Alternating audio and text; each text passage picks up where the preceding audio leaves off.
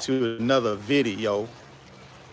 It's Friday morning here in Southwest Florida where I live, and I got out this morning, do my daily routine, which is I do about 4 miles every morning walking, just to get the blood flowing, get that cardio going.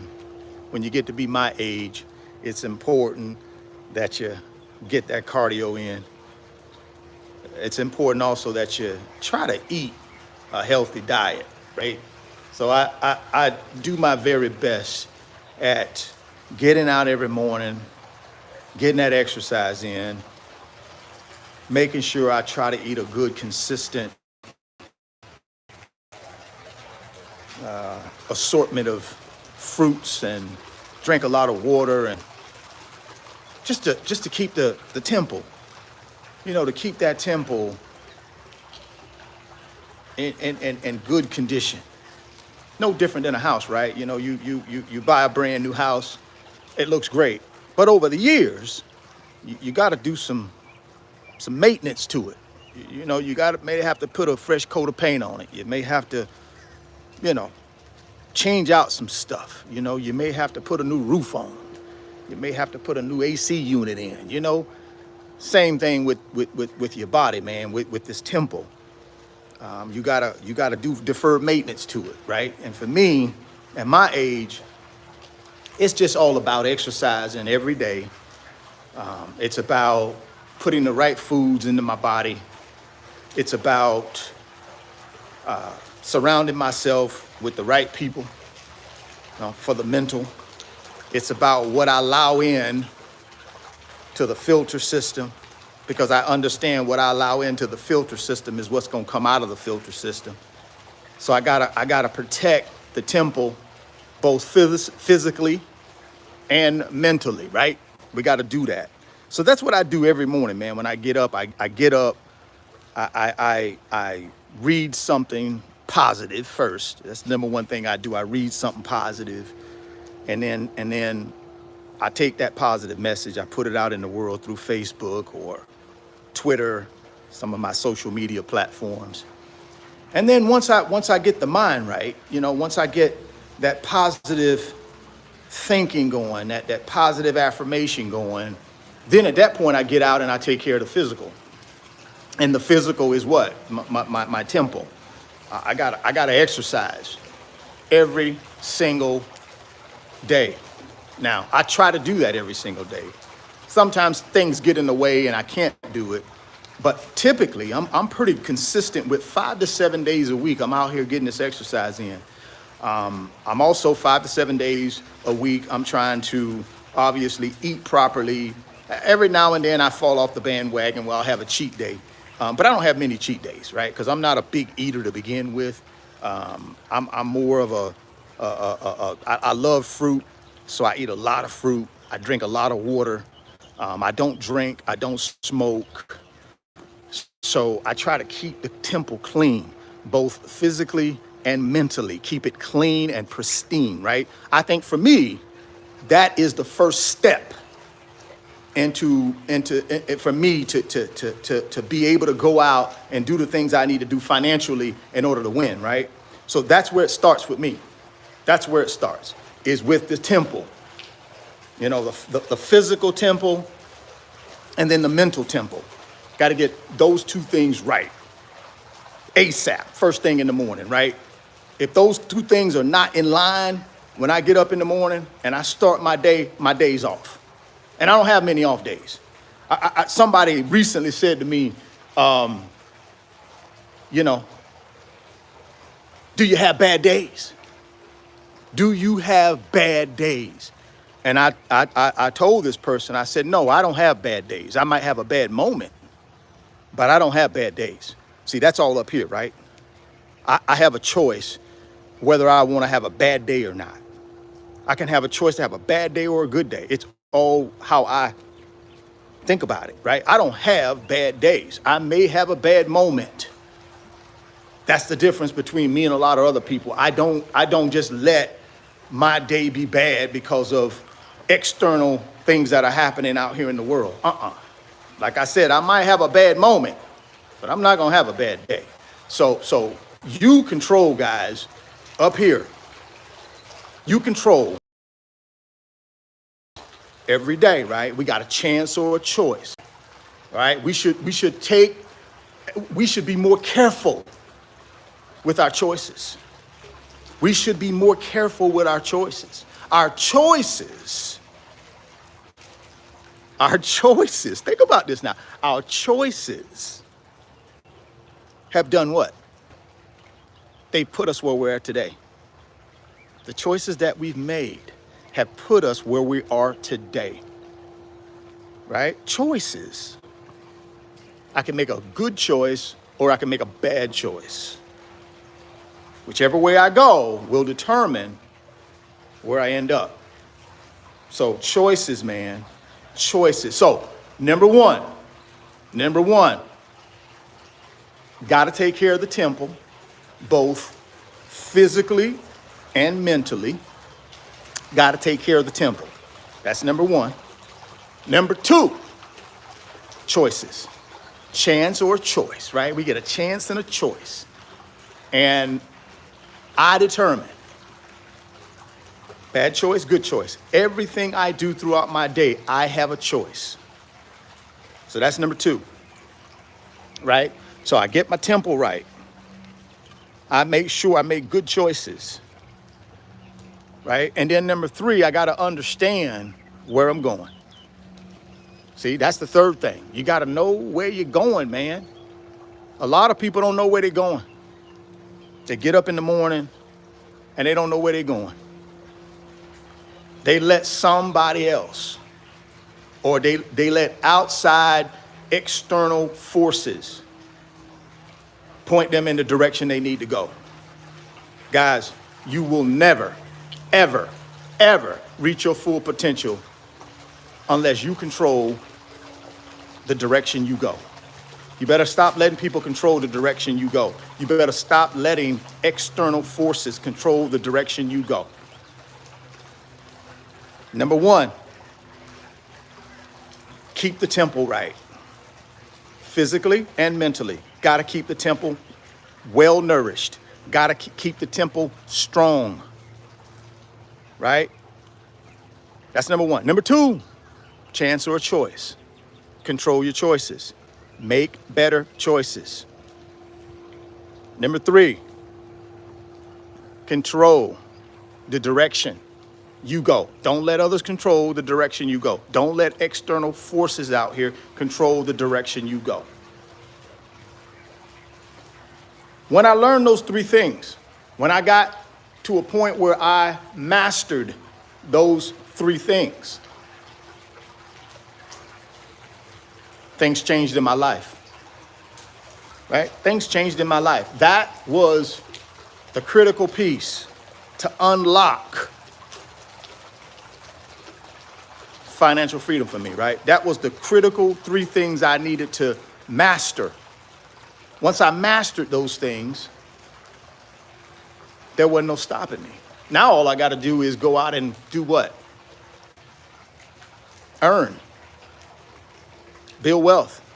But here's the thing, though. Here's the thing about earning and building wealth that I want you guys to also understand. Knowledge versus action. Which one do you believe is more important when it comes to building wealth? Knowledge or action? Now, let's say you've done the first three things, which I recommend you master, right? That's what? Keep the temple strong, both physically and mentally. Keep the temple strong. Number two, chance or choice, right? Control your choices. Make better choices. And then number three, control your direction. Don't allow other people to point you in the direction they want you to go in. Don't allow external forces to point you in the direction that force wants you to go in. Don't do it. So got to master those three things. And then you got to start thinking about knowledge versus action. Right? If I got all the knowledge in the world will that get me to freedom over someone who has no knowledge, limited knowledge, but a bunch of action, a bunch of, I'm gonna go out there and get it done in them, right? Which one do you think is more important to building wealth? Personally, I think it's action. I do. See, you give me somebody that is not afraid to go out and take action, I'll take that person, because that person ain't gonna be afraid to fail. And guys, you're gonna need to fail in order to succeed. There is no success without failure. But a lot of times when you're seeking all this knowledge, a lot of times people get trapped behind knowledge, or they get trapped in knowledge, because you never get enough knowledge, right? You always seeking knowledge, but you never take any of that knowledge and apply it to anything. So that's where you got to be careful when you're just seeking knowledge, but you got no action behind that knowledge. You got no action in you. You can't build wealth, guys, without action. I know a lot of people that are pretty knowledgeable about finances. PhDs, master degrees, Series 7, 63, Series 6, CF, all kind of stuff. Really, really, really smart people. But they're not at freedom. They still work for somebody. Then I've met people who got no high school education. Didn't even complete high school. Multimillionaires. I don't know. You tell me. What's the secret? Why you got somebody over here with a PhD in mathematics, a PhD in I mean the smartest people in the country, dead broke. And then you got people over here that didn't even finish high school. Multimillionaires. I don't know, man. You tell me, what's the difference? Why would someone with an IQ that's in the top 5% of people in the world be broke, but then you got somebody over here that didn't even finish high school? Multimillionaire. I say action is the number one thing that gets you to wealth, not knowledge. Building wealth is 80% action, 20% knowledge. That's why I tell you guys all the time on this YouTube channel, guys, you don't have to be the expert. Stop trying to be the expert. Stop trying to be the expert. Because all that does is, see, what a lot of people lack, not even lack, but what a lot of people run into is fear. Fear. Fear is one of the three big things that keep people broke. Fear is one of the big three financial killers, right? That people hide behind. Fear. A lot of times when people are seeking all this knowledge and they never take action on anything, it's because of fear. But see, they hide behind knowledge to convince themselves that, okay, the only reason I'm not doing this is because I don't have the knowledge. Really, it's the fear. But they use knowledge to mask that it's not fear, but it's really fear. Fear is one of the three big killers when someone is trying to pursue financial freedom. Fear, right? What are the other two big financial killers? Greed and pride. Those are the other three. The other two. So you got three. Fear, you got greed, and you got pride. Those are the three things that often keep people from building wealth, right? Typically, when you talk about fear, that's associated with someone who just really doesn't have a lot of financial literacy. They may not make a lot of money. They may have had problems in the past, like in their family with money. So they've also been taught, let me tell you something, no matter what you do, you hold on to that money. You don't put it anywhere, you hold on to it. I don't trust the banks, don't trust anybody, just hold on to that money. Typically those people are fearful. right? They're afraid. Why? Because they've been taught any money you hang on to it. You hang on to it. Do not allow it to go anywhere. Do not invest it anywhere. Do not give it to the bank. Don't do nothing. You hold on to it. A lot of times that's just fear passed up from generation to generation. Lack of financial literacy. A lot of fear with lack of financial literacy. And then typically pride is associated with people who may be doing okay financially. Maybe they're middle income, upper income folks that are making a good wage, living the good life. Got the big house, got the nice cars, right? Got all the things. And really, pride is what drives them. And what do I mean by pride? Pride is when you want to show the outside world that you're successful. That's the most important thing to you. It's not building wealth. It's not getting the freedom. What's really most important to you is my neighbor, the people at the football field, the people at the little league soccer, the people, the PTA, the people at the school. Everybody needs to know that we are doing well. That's what's most important to them, and that's pride, guys. Pride will keep you broke. Pride's gonna keep you broke. See, pride is AKA trying to keep up with the Joneses. See, back in the day, that's what we called it. Before social media, we called it keeping up with the Joneses. Now that we're in the social media era, it's really pride. Because if I go on Facebook and I see some of my friends doing well, right? Posting all this stuff on Facebook, guess what? I want that too. But that's normally associated with middle income folks, upper middle income folks, right? And then you got greed. Greed is the last one, right? And greed is basically someone who puts money first. That's all they do. It's all about the dollar. They will sacrifice everything for money. They will put their family to the side. They will cheat people. They will steal from people. They will lie to people. They will do anything they need to do to get that almighty dollar. That's why you see a lot of these financial scammers out here. They fall into that greed category because they'll lie to you, they'll scam you, they'll tell you they're gonna do this and they won't. They get your money, you never hear from them. They block you on Instagram, or you're working for some company. They promise you the world. They never deliver anything. All they care about is the bottom line. That's greed. That's greed. And ultimately, a lot of people who put money first and are in that greed category, they oftentimes will have money. But what gets them is they're not happy, right? Because see, they put money first when money is just a tool.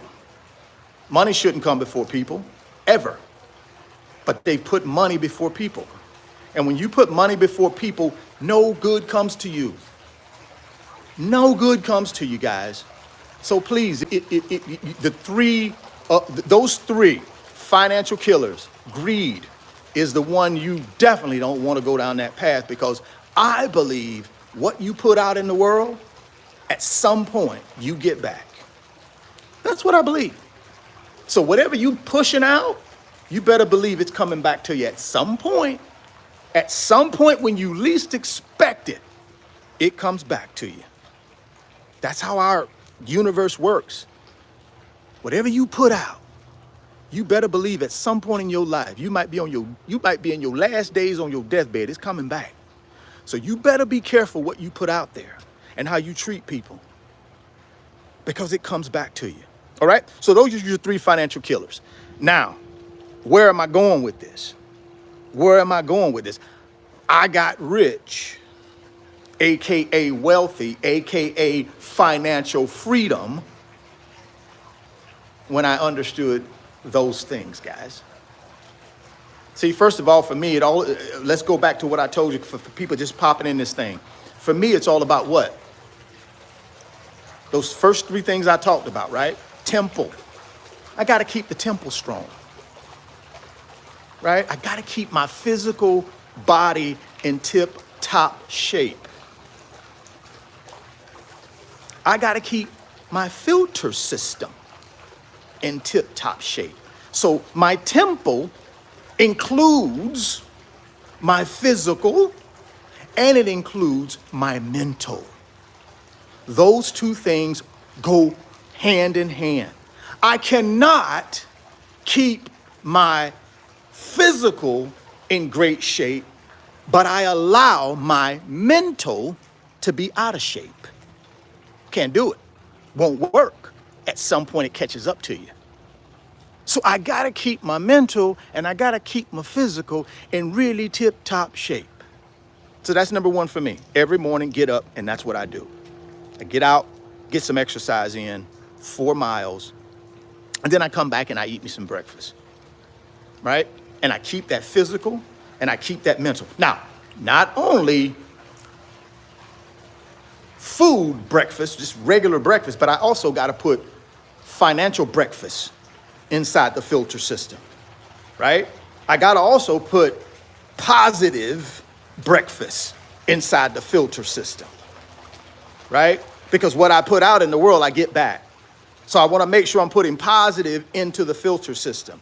I'm putting goodness into the filter system. I'm watching and listening to positive and goodness into the filter system, because whatever I put into the filter system, coming back out. Let's not fool ourselves. Let's not fool ourselves. Whatever we're allowing to the filter system, guys, is what is going to come out of the filter system. And then I got to think about what? Second thing I got to think about is a chance and a choice, right? What choices am I going to make today? Am I going to make good choices or am I going to make bad choices? Right? It's on you. You are a collection of the choices you've made thus far in your life, guys. Whatever choices you've made in the past, boop, it brought you right to the day, who you are. Good news is you can change it, right? You can decide today, I am going to change my life and I'm going to start making good choices, not bad choices, good choices. And then 3, obviously, you want to control the direction of your life. You don't want to allow your employer, you don't want to allow your family, you don't want to allow your friends to control the direction of your life. You should be controlling that, right? You don't want to let external sources control the direction of your life. You do not want to do that, guys. And then you got to watch out for the big 3 financial killers: fear, greed, and pride. You got to do those things. See, y'all think getting rich, AKA wealthy, AKA financial freedom, just starts with you making some money. You think that's all it takes. No, guys, it takes more than just the money. It takes more than the money, right? It takes all of it. It's just not the money. Because here's the deal. You can build all the wealth you want to build. But if you ain't happy, if you ain't took care of that temple, mind, and body, what good is all the money in the world if I'm not healthy, mentally or physically? It's nothing. It's a nothing burger. Give it all away, because you're not going to enjoy it. Not if you're not physically well, not if you're not mentally well. So why not take care of those 2 aspects of your life along the journey of building wealth? The money is the easy part, guys. I keep telling y'all that, and I know a lot of y'all will disagree. Oh no, I ain't got no money. It's hard to make money. No, it's not. It ain't hard to make money, guys. I'm gonna tell you, it's not. You can make all the excuses you want, but it's not hard to make money. It's not. Once you make your decision that you're going to make it, you go make it. Right? The hard part is keeping your mind right. The hard part is keeping this temple right. The hard part is not screwing over people. Right? The hard part is getting out here every single day in this cruel world we live in and trying to make the right choices. Trying to take care of yourself. Trying to take care of your mental. Trying to take care of your physical. That's the hard part. Making money is the easy part, guys. I'm telling you this. I'm a little older than a lot of you guys. I got a lot of life experience, man, and I'm telling you, the hard part is life. It ain't the money part. That's the easy part. All you got to do with the money part is just make money and put it in investment. That's the easy part. The hard part is watching out for these things that are going to take your health away from you. Yeah, there's a lot of things out here will take your health away from you, both physically and mentally. All right? And one of the biggest things that'll take away from you mentally is what you're listening to and what you're watching. Guys, I'm telling you, whatever you put in that filter system, that is what's coming out. So if you're sitting around all day and looking at, crazy stuff on Instagram, crazy stuff on Facebook, you're looking at all this perverted stuff, you're in here doing crazy stuff that is not healthy for you mentally or physically, guess what? All the money in the world ain't gonna save you. So please, change your life completely. That's how you get to be rich. That's how you get to be AKA wealthy. That's how you get to be AKA financial freedom, right? Completely changing your life. Understanding that what's important to you. See, money for me is not important to me. Money's not important to me. What's important to me is what? My relationship with God. That's the number one thing in my life. My relationship with God. That's the most important relationship in my life. The second is the relationship with my kids. God first, my kids second. Those are the two, right? The third most important thing with me in my life is my relationship with the rest of my family and people. The fourth thing that's important to me is the money part, guys, right? Why? Because I want freedom. I want to be able to have enough assets that generate passive income to take care of me and do the things I want to do without me having to worry about how I'm going to pay for it. But it's down the priority list. It's not number one, it's 4. Number 1, again, is God, my relationship with God.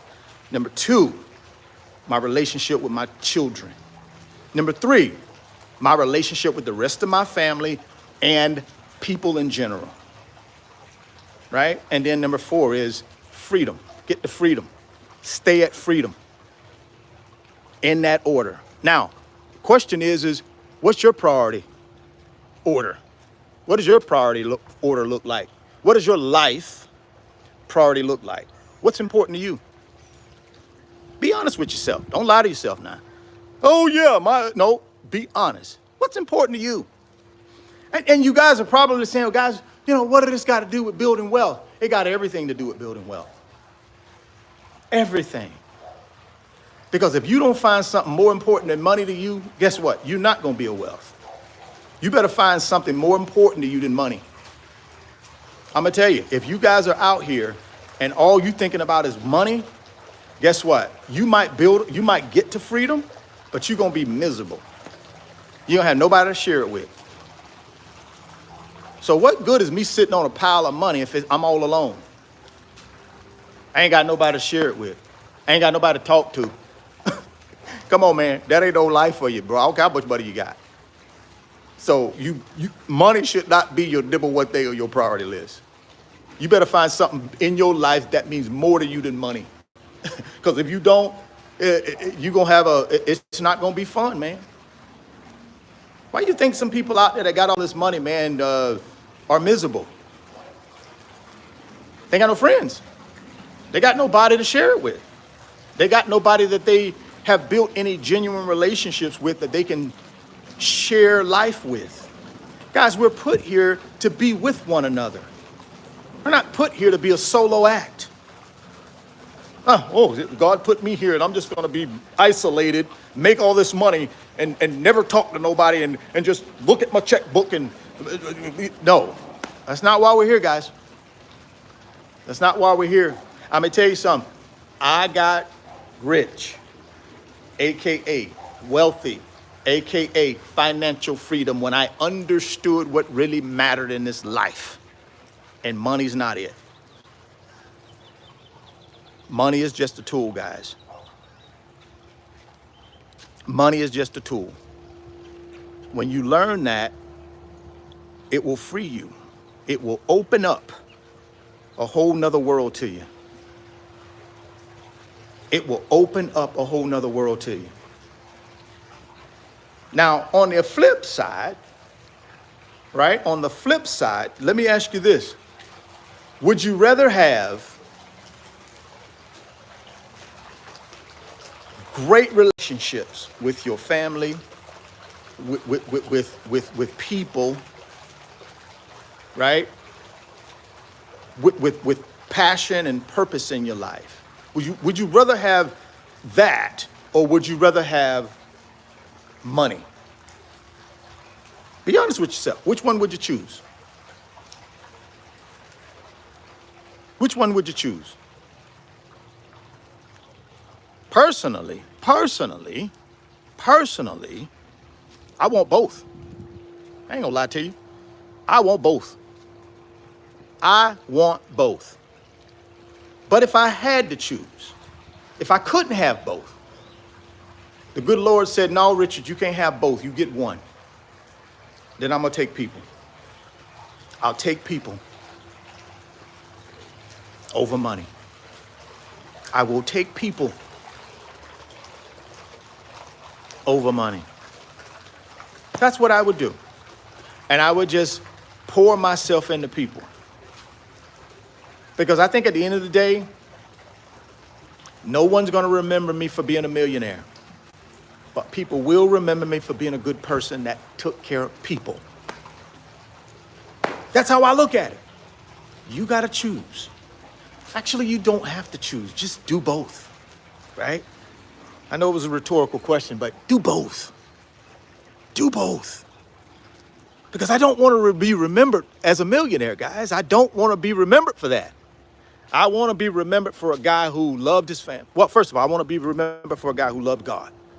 Period. I want to be remembered. This guy loved God. Number two, he loved his children. Number three, he loved his family and people. Oh, and by the way, he's a pretty good earner. He was a pretty good producer. He wasn't much of a consumer, but he was a damn good producer. That's how I want to be remembered, right? I don't want nobody getting up there when I done passed away and I'm laying in that coffin in church. I don't want nobody getting up there talking about, whoa, he was a millionaire and he had a lot of stuff. And man, I don't want to be remembered for that.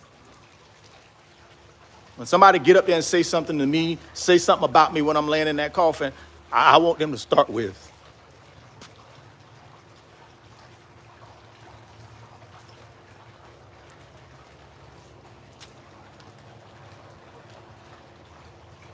he loved God.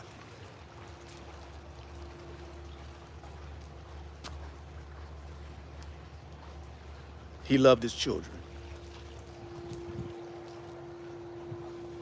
He loved his family and he loved people. That's what I want him to say. You better figure out what you want people to say about you. You better figure out what you want people to say about you when you leave this place and you land in that coffin. You better figure it out, guys. You better figure out what you want to be remembered by when you land in that coffin. And guys, I hope you understand. Building wealth is just not about money. That's the reason I'm telling you this. It's just not about money. It's just not about money. It's about you being a complete human being. It's about you making sure all aspects of your life are winning. That's what it's about.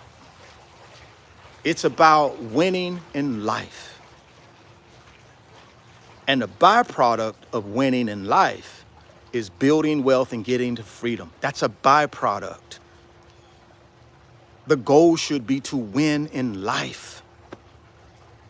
And oh, by the way, I also won with money.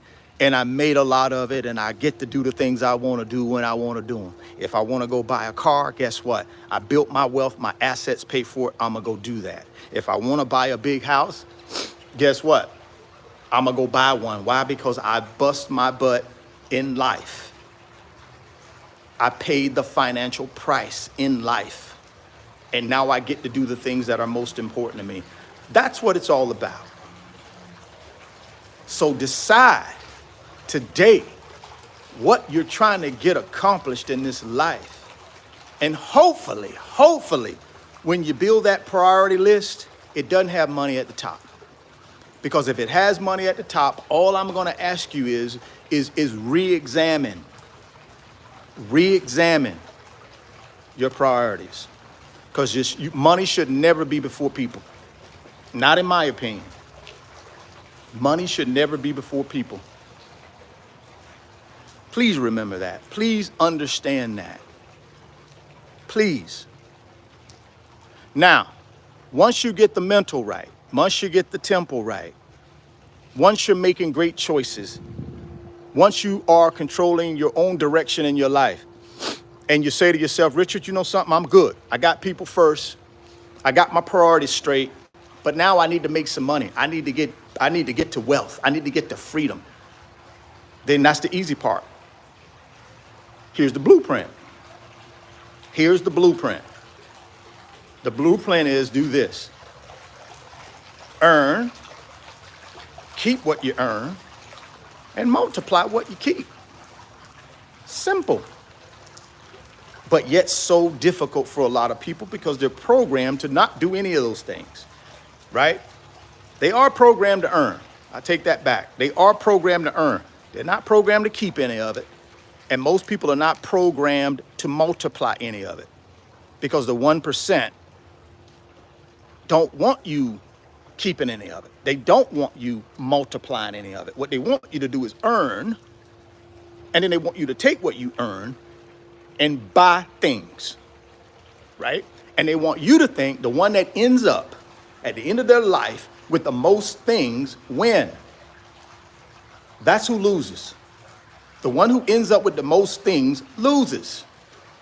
The one who ends up with financial freedom wins. So that's pretty simple blueprint. Earn, keep what you earn, and then multiply what you keep. Right? And you do that over a period of time. And you multiply it in what? Assets. Y'all know that's all I talk about is assets.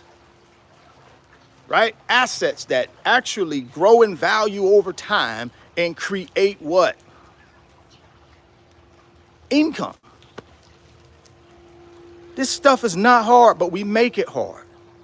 Building wealth is the easy part. I keep telling y'all that. It's the easy part.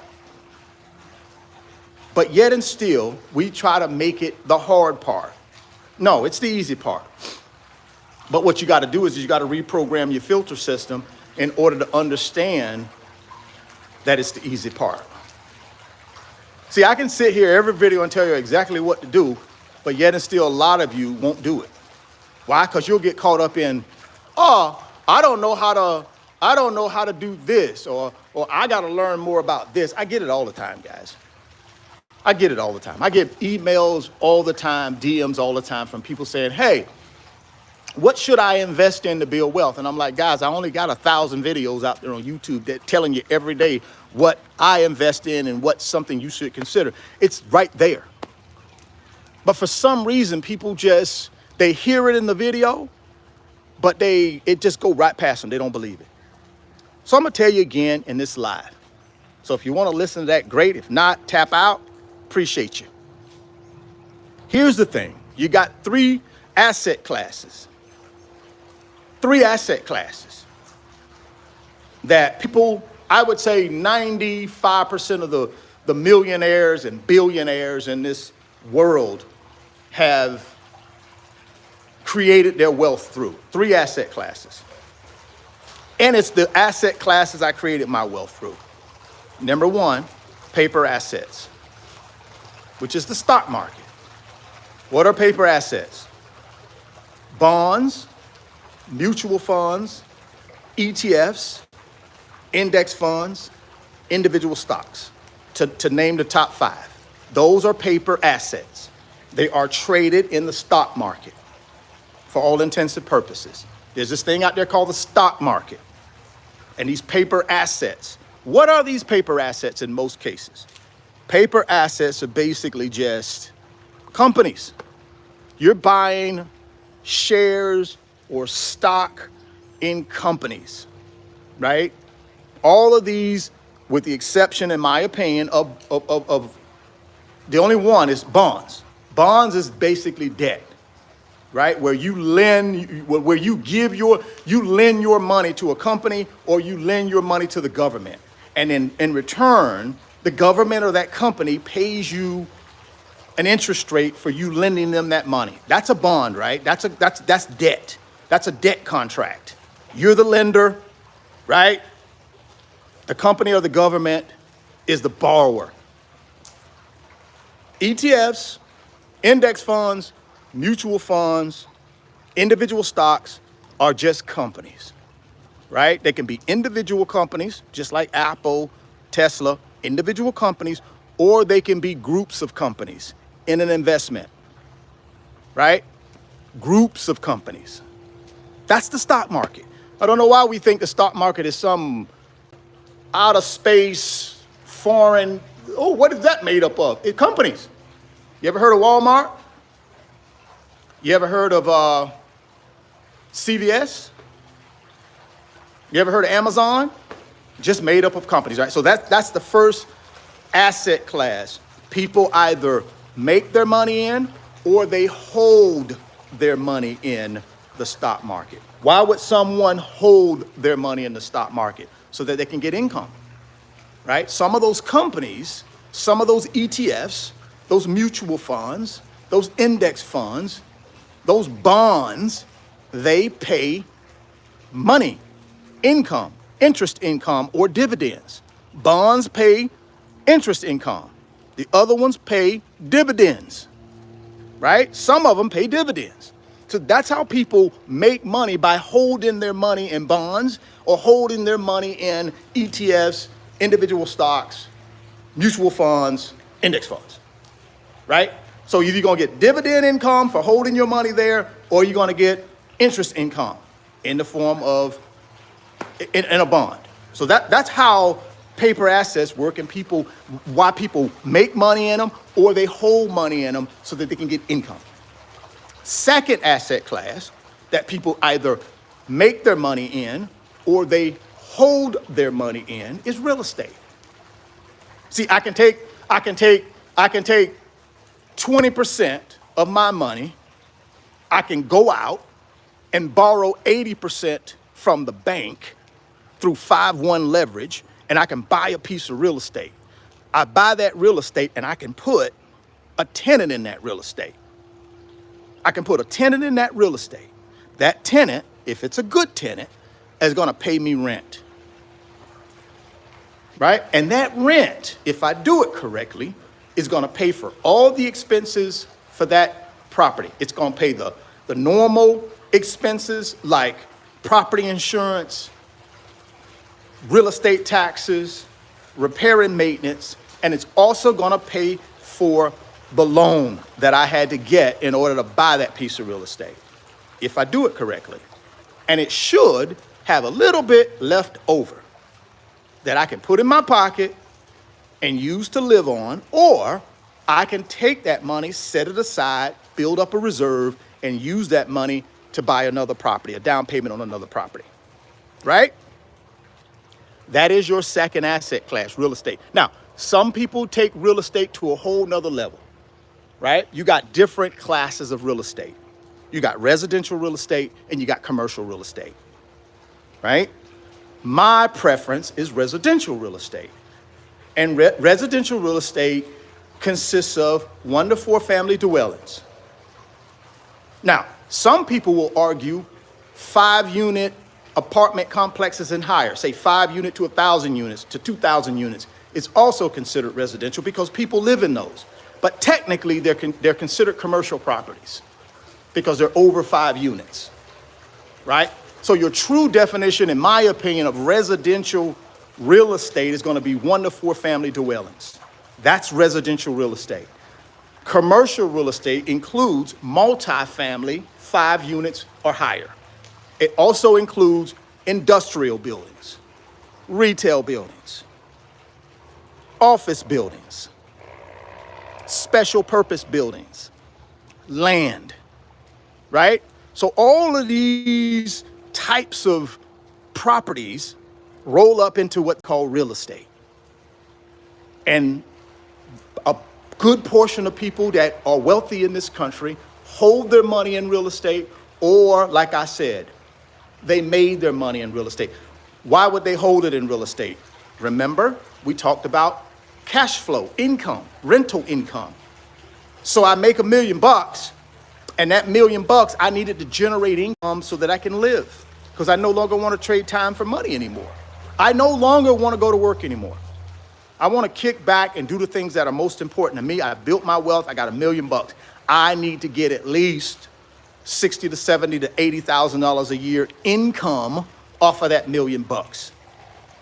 What do? One of the things I can do is I can go out and buy me a piece of real estate with that $1 million and look for a piece of real estate that's going to give me a 7% rate of return on my money.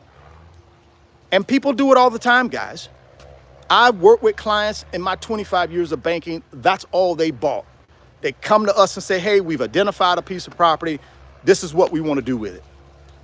And we would give them most of the money to buy it. Now, some people don't want a loan. They'll just take the $1 million and go buy them a property that costs $1 million. As long as that property can produce $70,000 a year in rental income for them. Net rental income after expenses have been paid. That's how you can hold your money in real estate and derive income from it and live your lifestyle. That's the second asset class. And then the third asset class that people either make their money in or they hold their money in is businesses, right?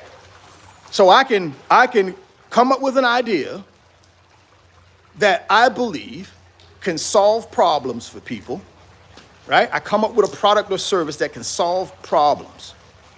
And I start me a business around that solution, right? I take my solution and I say, hey, world, I got a solution that can solve your problem. Here's my solution. People will look at that solution and say, you know something, Richard? You're absolutely right. That solution does solve my problem. I'm going to buy this. And they buy it, right? So they go ahead and buy it. And then all of a sudden, more and more and more people start coming to you saying, Richard, we saw your solution. It can solve my problem. I want to buy it. And guess what? Now I've started a business. Now that business started getting sales because I came up with a solution that solves people's problems, and people heard about it. How do they hear about it? Well, they heard about it because I get on social media and I run commercials on Facebook. I run commercials on Instagram. I may start a YouTube channel that it's all dedicated to me telling people through video. This 4.5 billion people that have access to the internet. See, I get on YouTube and I get access to that 4.5 billion people for free. Best advertising in the world, guys. I don't know why people don't do this when they start a business. I don't know why people don't do this for side hustle. You got 4.5 billion people that got access to the internet, and you can get on YouTube and get access to all of them for free. But people won't do it. Oh, I ain't got the right camera. Oh, I don't have the right mic. Oh, I don't know how to edit. Just excuses, right? Excuses. Why you got it? No. My point is, I get my message out to the world that I got a solution to solve their problem. People start recognizing that solution works, and they start telling other people. See, now I ain't even got to advertise. Because now, 100,000 people have paid for my solution. It's worked for them. Now they tell everybody, oh my goodness, this guy Richard, man, online I bought this solution from him. It solved my problem. You guys, if you got this same problem, you need to go get this guy's solution. And guess what? You start building a business that starts clicking and scaling. Before you know it, boom, I got a $3 million business. Netting $1 million a year. I do that for 10 years. I make a bunch of money. Now I get to the point where I say, you know something? This solution is still solving problems, but I'm just tired of the day-to-day operation. I don't want to run this business anymore. I don't want to do this anymore. So guess what I do? I package this business up and I sell it. I sell it for 5 times my net profit. So my net profit is $1 million. I sell the business for 5 million. 5 times my net profit. So now that I've made $10 million while I was running the business, now I get another 5 million as I exit the business. So in total, over 10 years, I made about $15 million net profit. So now I take that money and do what with it? I can roll it into whatever I want to roll it in and get passive income for the rest of my life, all because I did what? I found a solution that could solve someone's problem, and I just continued to run with it. That's how businesses are, guys. We try to make them so complicated. No, it's just finding a problem out there in the world that people need solving. And then you need to come up with a product or service that can solve it. That's all starting a business is. And then you just continue to grow it if that's what you want to do. My point is, most people who have built wealth and who have wealth have did it using one of those 3 methods or a combination of the 3 methods or asset classes. That's all you got to do, guys. So if I'm a normal guy, normal gal, making $30,000 a year, I have to determine of that $30,000 a year how much I want to invest to build wealth. Let's say I want to take 10 grand a year and build wealth. I'm making 30K a year. Maybe I'm driving Uber. Maybe I'm driving Lyft. Maybe I'm working at a just above minimum wage job. Maybe I'm just getting into an entry-level job that I have the ability to move up the ranks and make more money down the road. But for right now, this is where they start me at.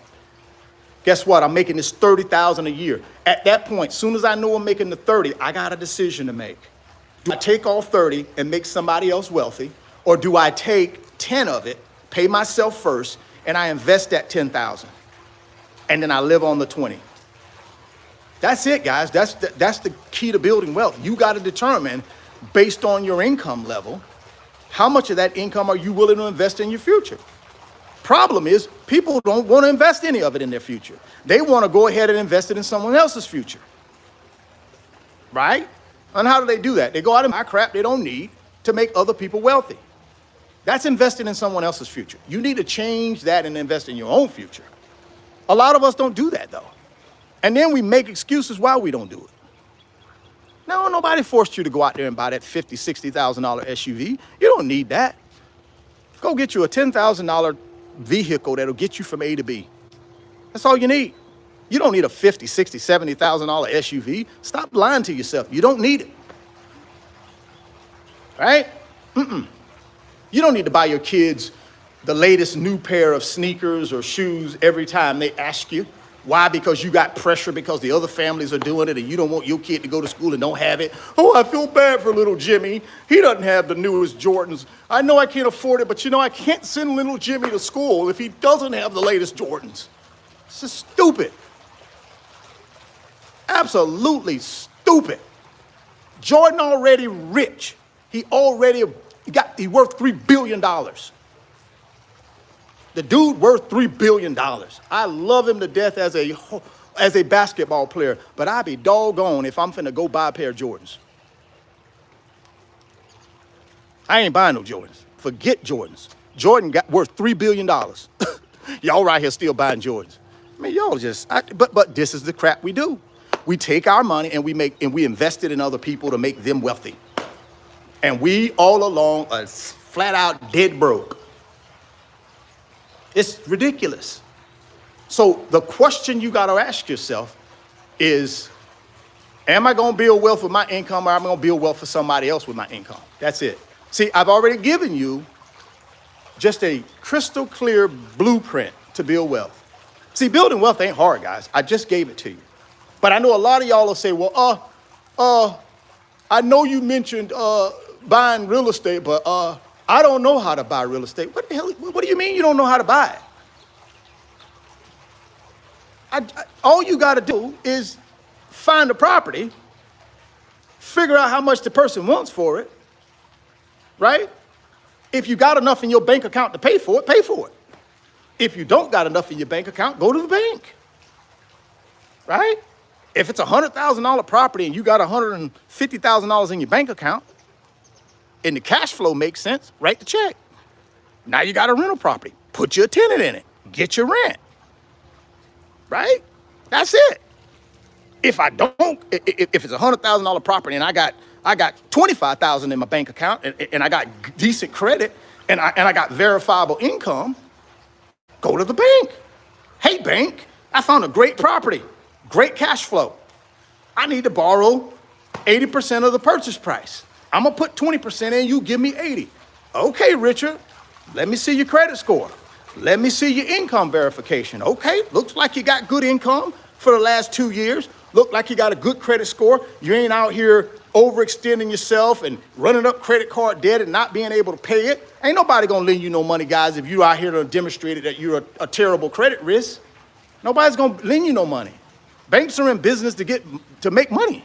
They're in business to lend money, get interest from you, and then get their principal back. That's what they're in business to do. They're not in business to lose money. So if you haven't taken care of your financial stuff, if you haven't taken care of your credit score, ain't nobody gonna lend you no money. So no, you can't borrow money to buy real estate if you haven't taken care of the fundamental things financially you need to take care of in order to borrow money from the bank. So no, you can't.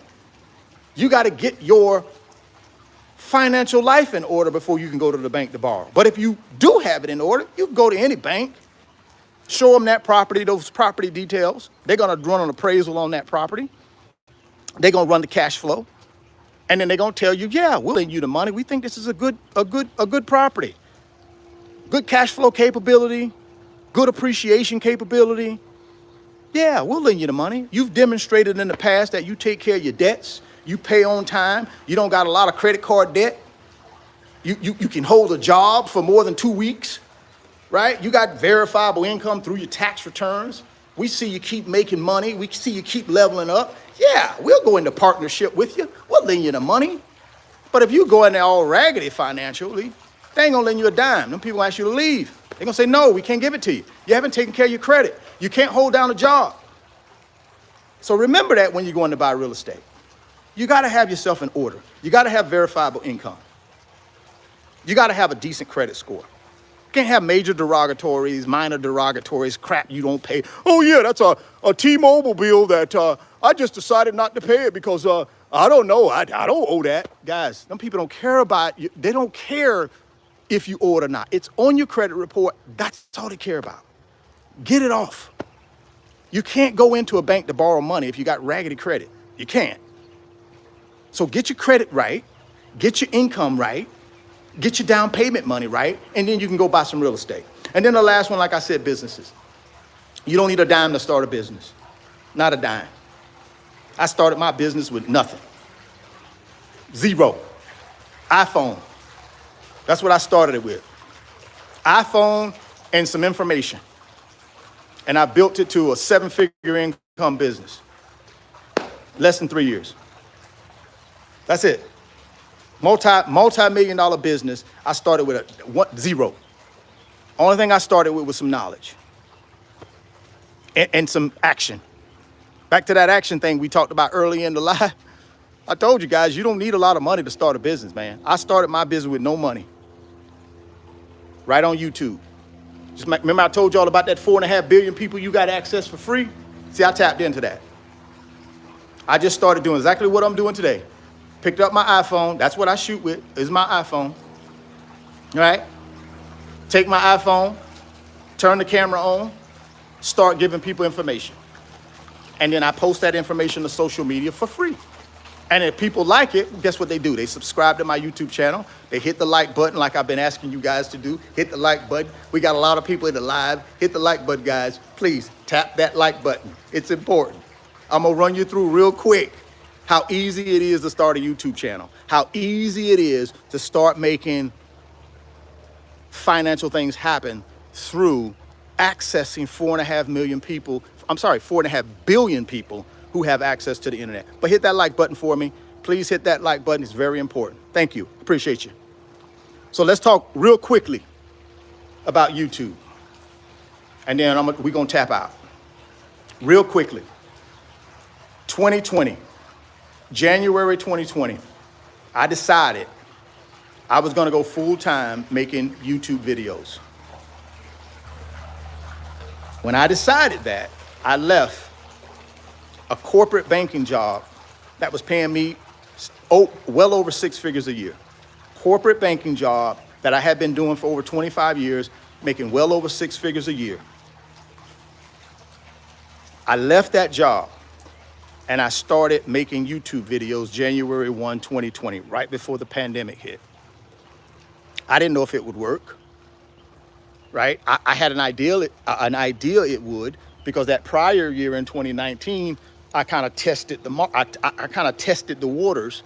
I was making videos in 2019, not necessarily all about financial literacy, but I was just making car videos. I throw in a little financial literacy, but mostly car videos, right? Because at that time I was heavy into cars. I had a Ferrari, I had a GT3. I just had a lot of nice cars at that point. I was like, shoot, man, YouTube is a great place to be able to show off these cars and join a community and just kind of enjoy other people that like cool cars. But when I was making those videos, people were more interested in how I was affording those cars than the cars. They were like, Richard, those cars are nice, congratulations, but walk me through how you made enough money to be able to buy a Ferrari 458 Italia. Walk me through how you were able to buy a Porsche 911 GT3. Walk me through blah, blah, blah, blah, blah. And I was like, shoot, okay. Should I start talking more about how and what I did to be able to put me in a position to afford these things? And I decided, yeah, let me start talking about it a little bit. And that's what I started doing in the tail end of 2019. And I said to myself, shoot, man, I might be on to something here. Let me do this full time. So I said, okay, I'm gonna go ahead and take action. I'm gonna leave this corporate job and I'm gonna go start making YouTube videos. I'm gonna give myself 1 year. I'm gonna run at this thing super hard for 1 year, all of 2020. And if it works, great, I'm gonna keep doing it. If it doesn't, I'll ditch it and I'll find something else to do. So that's what I did, guys. I started with my phone, a small little Canon G7X, which I didn't even really use that much, but I started with that in my phone. Didn't know how to, by that time I had gotten some editing skills, because remember, I was making these videos in 2019 and I got good at, the basic editing, but I didn't pay any money for that. I just went on to YouTube and Google, how to edit. That's all I did. Put in how to edit YouTube videos. And I watched some people on YouTube and I watched other little things that Google gave me. And I learned how to edit, basic editing, just by Googling that and putting it in the YouTube search. So I learned the basic editing. I didn't learn all the stuff about how to drop in stuff and cut and all that crap. I just learned the basic stuff. And in January, like I said, I started making these YouTube videos. Started making them. And then all of a sudden, traction started. Why did traction start? Why? Because I found a problem, right? I found a problem that people needed solving. Remember, I told y'all guys, businesses are nothing but this. I found a problem that people needed solving. That problem was the lack of financial literacy. See, I got 4.5 billion people as my audience, my potential audience, 4.5 billion, right? I found a problem that needed solving. I said to myself, okay, I believe I have a solution. But the only way I'm gonna know if that solution solves these people's problem is I gotta get it out there. And how did I get it out there? Through YouTube. So at the time, I didn't even have an Instagram account at that time, 2020. I didn't even have an Instagram account. Didn't have a Twitter account. Barely did anything on Facebook. All I had was that YouTube channel. But I knew there were 4.5 billion people that had access to the internet in this world. And I said, you know something? YouTube is a great platform for me to be able to just put my solution out there and see how many people feel like it can solve their problem. And that's what I did, man. I just basically kept making those little short 10, 12 minute video, 15-minute videos. And guess what I talked about? The big three. That's all I talked about, plus side hustles. Those are the four things I talked about. I talked about stock market investing. I talked about real estate investing. I talked about businesses, and I talked about side hustles. Every video. That's all I did. And all I talked about was my experiences. I didn't talk about, well, you know, Jim across the street here told me this. No, that ain't what I talked about. I talked about things that I actually had experience in, that came easy to me to be able to talk about. I didn't try to pick subjects I knew nothing about and then I had no knowledge on. I just picked subjects that I had some skill set on. And I just kept on talking about those things day after day, week after week, month after month. And guess what happened? Out of that 4.5 billion people that have the internet, some of them start subscribing to my YouTube channel. Yeah, they started watching the videos. Why? Because I had a solution that was solving a problem they had, financial literacy. They started paying attention and listening to my videos. They subscribed. They started hitting the like button, like I'm asking you guys to do now. Hit that like button. They started hitting the like button. They started commenting. And then guess what happened? YouTube got a hold of that and said, you know something? This guy just starting out on this thing, but I tell you what, he's starting to get people that got engagement on his videos, and he's starting to solve some problems. Let's spread this content out to more people. And that's what the YouTube algorithm started doing. It started spreading my content. And then also, bigger YouTubers started subscribing to my channel from all walks of life on YouTube, not just financial guys. Normally, financial guys don't subscribe to my channel. It's other genres of people who are making big money or trying to make big money, and they're trying to find out how they can multiply that money. They would subscribe to my channel. Then guess what would happen? I get access to their audience. That's how YouTube works. Big old gigantic YouTuber subscribes to your channel, the algorithm will start pushing your content out to their subscribers to see who will stick. And guess what? Channel kept growing. So by month 6, I was like, whoa, this thing is for real. I was starting to make some real money on YouTube. Fresh out the box, didn't invest no money other than my time. I did have a skill set. I utilized that skill set to solve problems that I had identified that existed.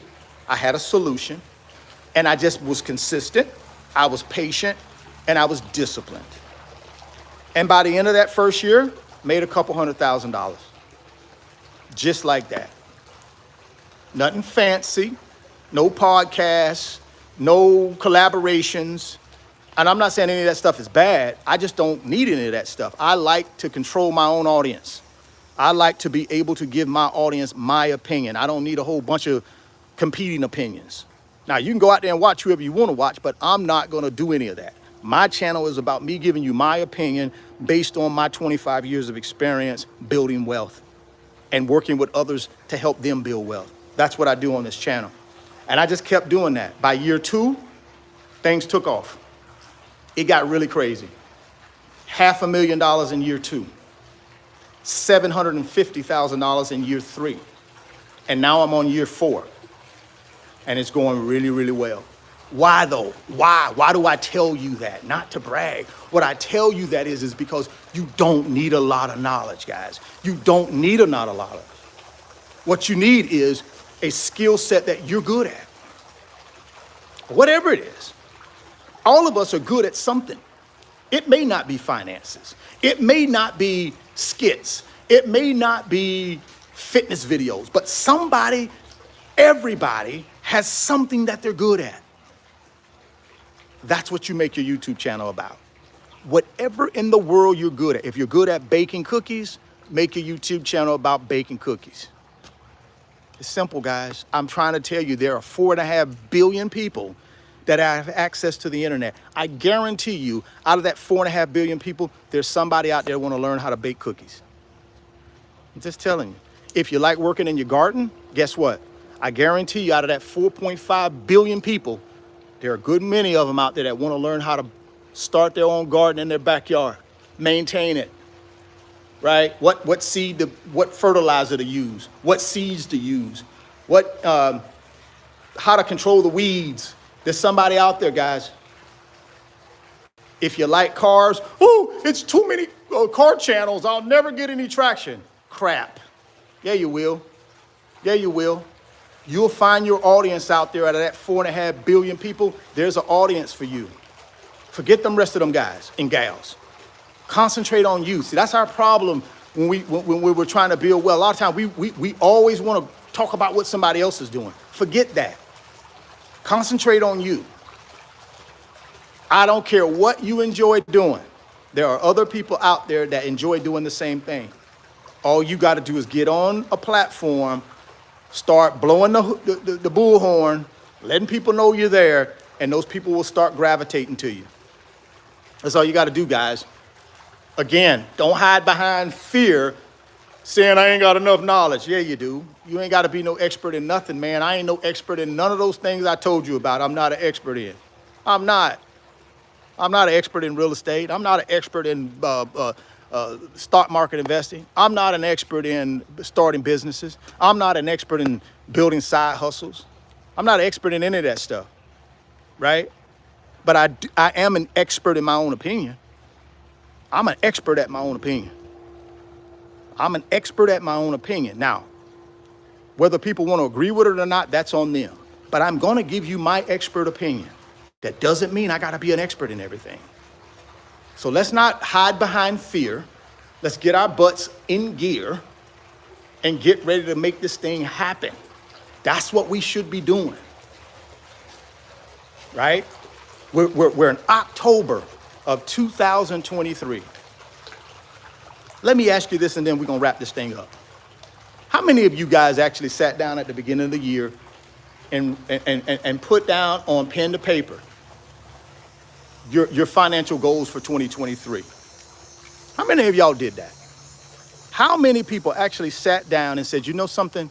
Here are the financial goals I want to accomplish in 2023, and here's my plan to accomplish those goals. How many of y'all did that? Only you know. But that's a good question to ask yourself. If you did, no, I didn't write it down. I just had it I had it up here in the filter system. The filter system had it. I didn't write it down. That's not where it should be, though, guys, in your filter system. You should write it down and put it on your mirror. So every morning you get up and you brush your teeth or whatever you do for your daily routine, you see those goals and you reaffirm that you're going to do something that day in order to get to them. See, if you don't never see these goals, they never in you. You're going to make excuses. You won't do anything. My point is, if you did not do that, you still have time. Right now in October, sit your butt down, write down them financial goals, and then come up with a game plan to attack them and hit them. Right? That's what you do. It's never too late, guys. Oh, well, it's October. I'm just going to wait until January 2024 before I even make any goals because it's just too late to do anything now. Again, that's fear and excuses, right? That's just fear creeping in. And guess what happens in January 2024? Oh, I'm going to wait till April when I get my income tax check. I get my income tax check. That'll give me something to invest with. So I'm going to wait till I get the income. Always an excuse. No, do it right now. Sit down, write your goals down. Write your financial goals down. And then put a plan together. Put a plan together to execute and exceed those goals, right? So if my goal is to have $5,000 in my investments by the end of the year, then that's what I wrote right down. My goal, by the end of 2023, I want to have $5,000 working in the stock market, in my favorite companies, in my favorite ETFs. That's my goal. Now I got to go look at my income and say, okay, do I have enough income to do that? How do I know if I have enough income to do it or not? I sit down and I write down a personal budget. I write down all the income I got coming in. I write down all of my expenses. Now, when I get to my expenses, I got to have a real conversation with myself. Are these need expenses or want expenses? If they're need and they're truly needs, nothing you can do about that, you keep them in. If they're wants, you got to cut them out because that's how you're going to create enough money to put the $5,000 in your brokerage account, in your favorite ETFs, in your favorite individual stocks. We got to sit down, write down that personal budget and be honest with ourselves, right? So that's how you do your goals, man. They need to be realistic, they need to be actionable, and they need to be measurable. Realistic, actionable, and measurable. If they don't pass those three hurdles, then don't put them down as goals, because you're just fooling yourself, right? We got to be realistic with our goals, guys. Right? They got to be actionable. I got to be able to take steps towards it. I got to be able to do things to get to the goal.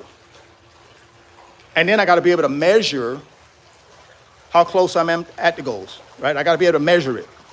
Okay, shoot, 5,000 is the goal. So I know I did my budget. My budget says I got about $300 left every single month. Wow, okay, 300 ain't enough. I need to get me a little side hustle so I can grab another $200-300 a month, $200-300 a week, whatever it is. I need to grab me a little side hustle. Dang, I don't really got a skill set, but I do got a car. I do got some free time at night, because I ain't really doing nothing but gaming, and I ain't making no money gaming. I ain't doing nothing but consuming. I ain't making no money consuming. I ain't doing nothing but bar hopping. I ain't making no money bar hopping. So what I can give up that crap and get me an Uber real quick, and get me a DoorDash real quick, get me a Lyft real quick, and boom, I turn myself from a consumer into a producer in the matter of a week. Bam, just like that.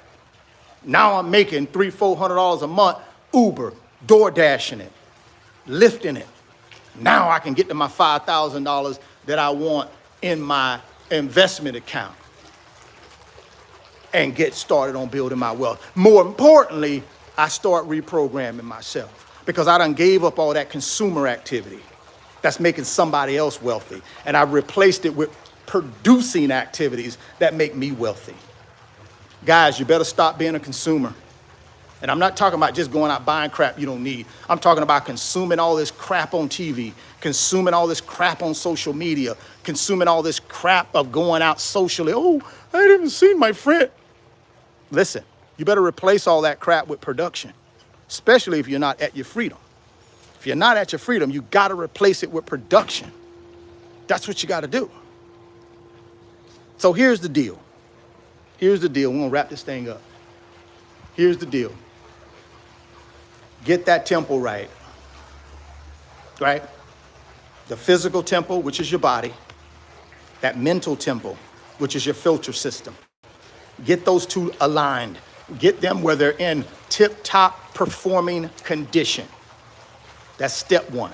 Gotta be in tip-top condition. Mentally, physically. I told you how I do it. I get my butt out every morning, walk 4 miles. I eat properly most of the time, right? Every now and then I will have a cheat day. I fall off the wagon and have a cheat day, but for the most part, I eat properly and I exercise. Why? Because I need my filter system and my physical body in tuned. They need to be in tip-top shape so I can go out here and run hard and do what I need to do to win. All right? Second thing, I have to reprogram my filter system to make better choices. We all have a chance and a choice every day, guys, a chance and a choice. We all have a chance and a choice every single day. Question is, what type of chances are you going to take, and what type of choices are you going to make? What type of chances will you take to build your wealth? And what type of choices will you make to build your wealth? And then number 3, let's not allow any external forces to control the direction we go in on a daily basis. We take ownership of that and control our own direction. I'm not gonna be influenced to go down this lane because I heard somebody on social media said it's the right lane. I'm not gonna be influenced to go down that lane because somebody at my job said, go down that lane. No, I take ownership of which lane I go down. Those are the 3 things you gotta do, guys, to get yourself prepared for this financial war. Get yourself prepared for this war that you're gonna be fighting just in life in general. You better have those 3 things buttoned down and solidify and become a master in them. Those 3 things. And then you're ready to start building wealth and getting yourself where you need to be financially and get the freedom. You also got to prioritize what's important to you. You better prioritize what's important to you. This is the last thing I'm going to cover, and I'm out of here. You better prioritize what's important to you. And I'm hoping and praying none of you got money at the top of that priority list. I'm going to give you what my priority list looks like again. God first. That's the number one priority in my life, is my relationship with God and Jesus Christ. That's the number one priority in my life. The second priority in my life is my relationship with my children. The third priority in my life is my relationship with the rest of my family and people in general. And then the fourth priority in my life is hustling, getting to that bag. Every single day, hustling, getting to that bag, multiplying that bag. That's the four priorities in my life. You better figure out what your priorities are, guys. You better figure out what's important to you. And I hope money ain't at the top. And then again, last thing, get to the bag.